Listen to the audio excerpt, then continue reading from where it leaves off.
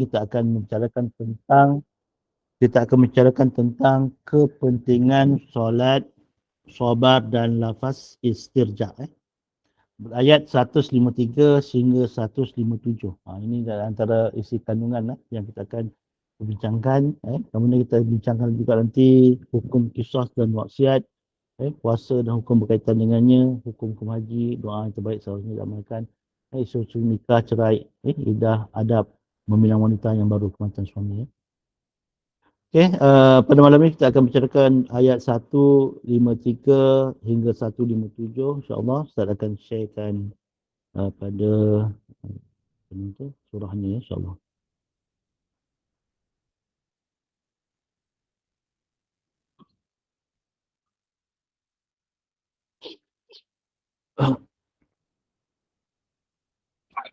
Nampak? Kita nak besarkan sikit.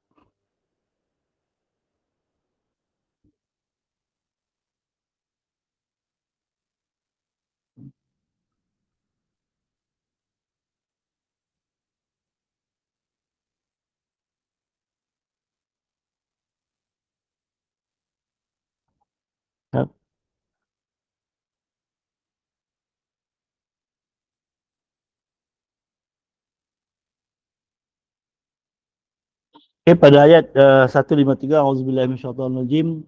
Bismillahirrahmanirrahim. Ya ayyuhalladzina amanu sta'inu bis-sabri was-salah. Innallaha ma'as sabirin. Wahai sekalian orang-orang yang beriman, mintalah pertolongan untuk menghadapi susah payah dalam menyempurnakan suatu perintah Tuhan dengan sabar dan dengan mengerjakan solat, sembahyang. Sesungguhnya Allah menyertai yang menolong orang-orang yang sabar. Ayat 154, wala taqulu liman yuqtalu fi sabilillahi amwat bal ahya'u walakin la tash'urun.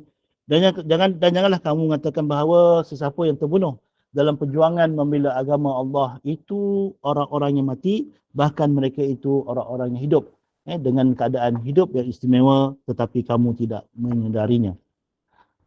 وَلَنَبْلُوَنَّكُمْ بِشَيْءٍ من الخوف والجوع ونقص من الأموال والأنفس والثمرات وبشر الصابرين. Demi sesungguhnya kami akan menguji kamu dengan sedikit perasaan takut kepada musuh dan dengan merasai kelaparan dan dengan berlakunya kekurangan dari harta, benda dan jiwa serta hasil tanaman, dan berilah kabar gembira kepada orang-orang yang sabar. الذين إذا أصابتهم مصيبة قالوا إنا لله وإنا إليه راجعون. Iaitu orang-orang yang apabila mereka ditimpa oleh suatu kesusahan, mereka berkata, sesungguhnya kami adalah kepada Allah dan kepada Allah jualah kami kembali. Ulaika alaihim salawatun min rabbihim wa rahmah wa ulaika humul muhtadun. Mereka itulah orang-orang yang dilimpahi dengan berbagai kebaikan dari Tuhan mereka serta rahmatnya, dan mereka itulah orang-orang yang dapat tunjuk hidayahnya, hidayah Allah Subhanahu Wa Taala. Dalam sebagaimana yang kita sebutkan tadi, iaitu lafaz istirja. Lafaz istirja ini ialah apabila kita ditimpa musibah, kita akan berkata qalu inna lillahi wa inna ilaihi rajiun. Itulah lafaz istirja. Apabila umat-umat Islam ditimpa dengan kesusahan, bala, bukan kematian saja, kalimah inna lillahi wa inna ilaihi rajiun ini bukan kematian saja. Apabila ditimpa sesuatu malapetaka, kesusahan, pun kita boleh ucapkan inna lillahi wa inna ilaihi rajiun. Macam kita kita dengar orang aksiden kan, kita akan ucap inna lillahi wa inna ilaihi rajiun. Tak mati lagi lah. Selalu orang kita sebut macam tu kan. Tak mati lagi. Mati tu matilah kan. Tapi kalau ditimpa musibah itu, kita akan kata inna lillahi wa inna ilaihi rajiun. Maknanya apa? Sesungguhnya kepada Allah lah kita kembali, kepada Allah lah sekian kuasa itu datang, dan kepada Allah lah ia akan kembali. Jadi pada malam ini kita akan sedikit ambil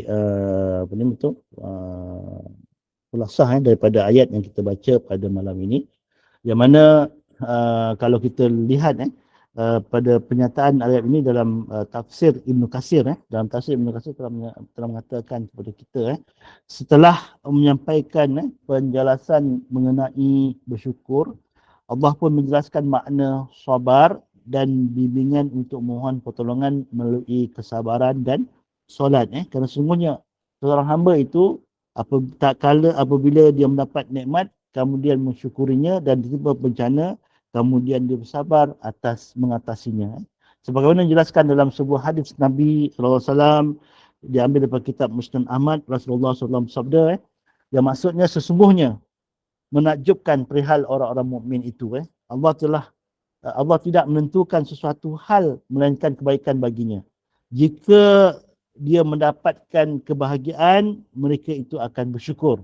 Maka yang demikian itu adalah baik baginya. Dan jika dia mendapat kesusahan lalu ia bersabar, maka yang demikian itu adalah baik baginya. Hadis riwayat Ahmad. Hadis ini jelas menunjukkan kepada kita bahawa orang mukmin ini, dia apabila menghadapi sesuatu keadaan, dia tak pernah merasa kata orang tu kecil hati ataupun tak apa nama tu mengatakan sesuatu kepada Tuhan lah. Ya Allah, kenapa engkau menimpakan bala ini saja untuk aku, ya Allah. Orang lain kau tak tentukan benda ini, ya Tuhan. Tapi dengan aku ni, semua benda-benda yang baik ini, semua benda-benda yang tak baik ini tertimpa ke atas aku. Itu bukan perangai orang mukmin. Orang mukmin ini, baik dia menerima kebaikan, kebahagiaan, dia bersyukur, ataupun dia menerima kesusahan, kesengsaraan, dia akan kembali bersabar. Kembali kepada Allah Ta'ala. Semua ini adalah ujian, sabar menghadapi ujian. Dan Allah Ta'ala juga menjelaskan bahawa sebaik-baik saranan ataupun sebaik-baik perkara yang dapat membantu dalam menjalani berbagai musibah adalah dengan sabar dan solat. Sabar dan solat. Ya ayyuhallazina amanu sta'inu bisabri wassalah. Wahai orang-orang beriman, mohonlah pertolongan dengan Tuhan kamu itu dengan sabar dan solat. Sebagaimana juga yang telah pun kita bincangkan pada ayat 45 yang lepas. Allah Ta'ala menyebutkan kepada kita, wasta'inu bisabri wassalah innaha lakabiratun illa alal khashiin. Dan mintalah pertolongan kepada Allah dengan sabar dan solat. Dan sesungguhnya demikian itu sungguh berat kecuali bagi orang-orang yang khusyuk. Kalau kita lihat dalam surah Al-Baqarah ayat 45, Allah Ta'ala menjelaskan kepada kita, pertolongan kepada Tuhan ini hanya dua perkara saja. Sabar dan solat. Itu je. Tak ada cara yang lain yang telah ditunjukkan oleh Tuhan kepada kita. Dalam hadis Nabi SAW juga, Nabi SAW ada mengatakan kepada kita bahawa Rasulullah SAW jika menghadapi sesuatu masalah ujian, maka baginda akan mengerjakan solat. Ini hadis riwayat pada Ahmad dan Nasa'i. Dia sebutkan kepada kita ini, kesabaran itu kalau kita lihat ada dua macam lah. Kalau kita lihat kesabaran itu ada dua perkara. Pertama, sabar dalam meninggalkan berbagai hal yang diharamkan dan perbuatan dosa. Sabar dalam meninggalkan akan hal-hal yang diharamkan dan juga perbuatan dosa. Itu yang kita tinggalkan, sabar. Yang kedua, sabar dalam berbuat taat. Sabar dalam berbuat ketaatan dan mendekatkan diri kepada Allah Ta'ala. Jenis yang kedua ini lebih besar pahalanya kerana inilah yang dimaksudkan dalam ayat ini. Maknanya, Ustaz yang ambil itu kan? maknanya, kejap, ada siapa yang buka mic bergangguan. Admin tu bila tutup. Dia nak ambil lagi. Nak sini mula. Mohon tutup mic, mohon tutup mic.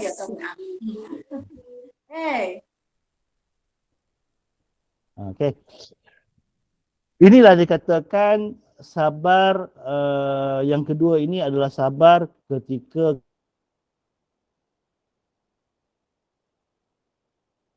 Ustaz tak dengar. Ustaz pula tutup mic. Ustaz, mic Ustaz tutup. Suara Ustaz tak ada. Ada orang yang tutup mic Ustaz ni. Ada orang tutup ni. Bila Ustaz suruh tutup mic, dia tutup mic Ustaz. Jangan Ustaz. Terbalik ni. Terbalik ni. Orang suruh tutup mic orang yang bercakap tadi. Tutup mic Ustaz pula. Okey, dengar tak? Okey Dengar? Ustaz. Dengar, Dengar, okey. yes. Okey, sabar yang kedua itu adalah sabar ketika kita berbuat ketaatan dan mendekatkan diri kepada Allah Ta'ala. Ini sabar yang paling tinggi lah. Kalau kita nak sabar menghadapi ujian, kesusahan, kadang-kadang kita boleh bertahan kan. Tapi kalau sabar nak taat, sabar nak beramal ni, sabar nak bangun malam, sabar nak baca Al-Quran dengan istiqamah ni, itu satu cabaran yang besar. Jika kita dapat menghadapi perkara ini dengan sabar, maknanya kita akan mendapat pahala yang besar. Dan juga ada mengatakan ada sabar yang jenis yang ketiga pula, iaitu kesabaran dalam menerima dan menghadapi berbagai macam musibah dan cubaan. Itu juga perlu kepada kesabaran, iaitu kesabaran dalam menerima dan menghadapi berbagai macam musibah dan cubaan. Yang demikian itu pun wajib seperti kita seperti istighfar dari berbagai aib. Kita ada aib diri kita, selalu berbuat maksiat dan sebagainya. Kita kena berbanyakkan istighfar.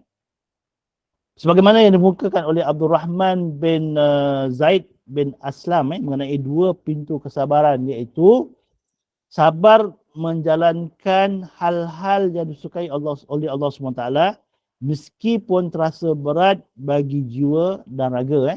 Dan yang kedua, sabar dalam menghindari hal-hal yang dibenci Allah SWT meskipun sabar dalam meskipun sangat diingini dalam dikerjakan oleh hawa nafsu.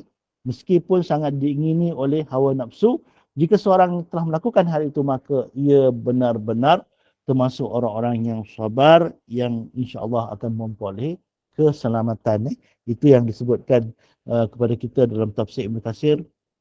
Maknanya perlu kepada kesabaran, sebagaimana yang diceritakan, pernah diceritakan kepada kita, yang diberikan oleh Abu Hurairah. Abu Hurairah ada mengatakan kepada kita bahawa beliau mendengar Rasulullah SAW bercerita tentang 3 orang cacat. Rasulullah SAW menceritakan pada sahabat dengan cerita tentang 3 orang cacat. Adapun 3 orang ini adalah daripada kaum Bani Israel.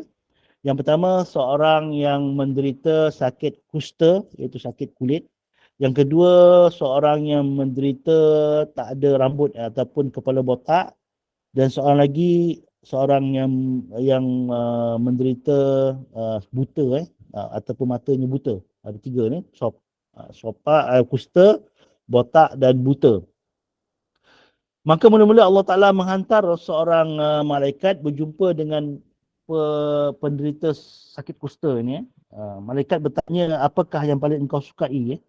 Jawab orang yang sakit kusta ini, aku suka warna dan kulit yang bagus serta kesembuhan dari penyakit yang menyebabkan orang merasa jijik kepadaku. Malaikat pun mengusap orang itu, lalu sembuhlah dia daripada penyakit yang dihadapinya, penyakit kusta. Kemudian diberinya warna kulit yang bagus. Kata malaikat selanjutnya, harta apa yang paling engkau sukai? Jawab orang itu, unta. Lalu diberikan unta bunting yang hampir beranak. Malaikat mendoakannya, semoga Allah memberi keberkatan kepadamu dengan pemberian ini. Kemudian sesudah itu, malaikat berjumpa pula dengan orang yang berkepala botak itu. Dan katanya, apakah yang paling engkau sukai? Jawab orang botak tadi, rambut yang indah dan hilangnya aib yang menyebabkan orang benci kepadaku. Maka malaikat pun mengusap kepala orang itu, lalu hilanglah aib dirinya, kemudian diberikannya pula rambut yang lebat, yang indah. Tanya malaikat, harta apa yang paling engkau sukai? Lalu jawab orang itu, sapi. Maka diberikannya kepada orang itu sapi bunting yang seraya berkata, semoga Allah memberkati kamu dengan pemberian ini. Kemudian malaikat bertemu dengan orang yang 3 pula, iaitu orang yang buta. Seraya berkata, apakah yang paling engkau sukai? Lalu yang buta ini menjawab, semoga Allah mengembalikan penglihatanku supaya aku dapat melihat orang ramai. Maka malaikat pun mengusap mata orang yang buta ini, lalu dia dapat melihat. Tanya malaikat lagi, harta apa yang paling engkau sukai? Jawab orang yang buta itu, kambing. Lalu diberikannya orang itu kambing serta anaknya.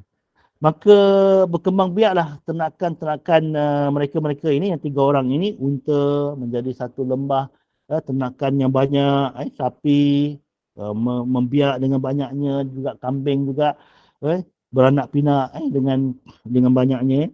Beberapa waktu kemudian malaikat yang tadi itu datang semula dengan rupa yang keadaan seperti dulu dan menemui si penderita kusta dahulu. Dia pergi jumpa orang sakit kusta, kata malaikat, aku seorang miskin dan aku kehabisan bekalan dalam perjalananku yang masih jauh.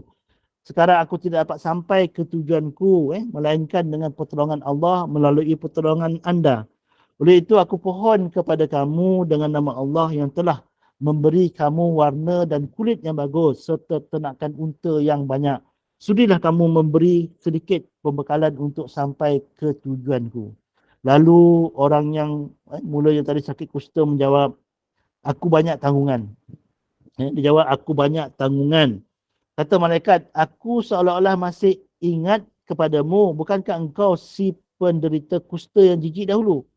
Dulunya engkau miskin, lalu diberi rezeki. Lalu jawab orang yang bercakap kusta itu, harta ini kuwarisi dari nenek moyangku yang dari golongan yang terhormat, yang dari golongan orang yang terhormat. Kata malaikat, jika engkau dusta maka Allah akan mengembalikan kamu kepada keadaan asalmu. Lalu kemudian malaikat itu bertemu pula dengan orang yang menderita kepala botak itu dengan rupa seperti rupa dahulu, seraya berkata kepadanya perkataan yang sama yang ditanya kepada pesakit kusta tadi.